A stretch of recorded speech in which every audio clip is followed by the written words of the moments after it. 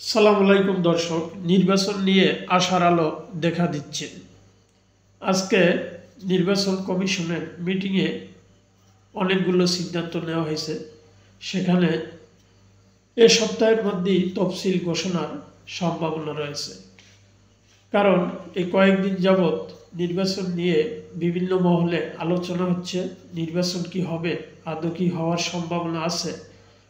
নির্বাচন কমিশন যেভাবে পরিস্থিতি নিচ্ছে, তারা যেহেতু আজকে মিটিং করছে, নির্বাচনের বিভিন্ন নিয়মকানুন নিয়ে তারা কথা বলছে।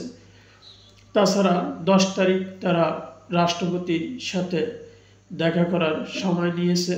কারণ নির্বাচন তফসিল ঘোষণার আগে আনুষ্ঠানিক একটা রাষ্ট্রপতির সাথে বৈঠক হয়।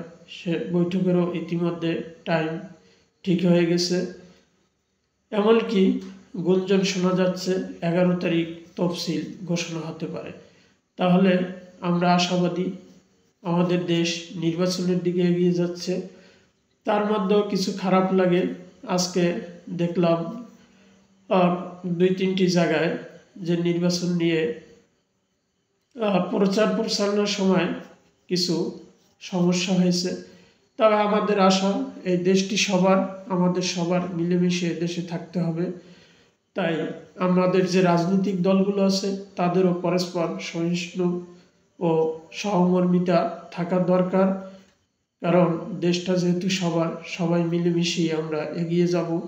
আল্লাহ তাআলা যার ভাগ্যে লিখে রাখছে সেই আমাদের দেশের শাসনকর্তা হবে, তারাই দেশ পরিচালনা করবে।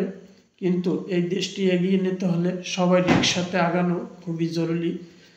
তাই রাজনৈতিক দলগুলোর প্রতি আমাদের আশা থাকবে, আপনারা নির্বাচনটা সুষ্ঠুভাবে সম্পন্ন করবেন এবং আমাদের দেশটাকে সামনের দিকে আপনারাই এগিয়ে নিয়ে যাবেন। ধন্যবাদ সবাইকে।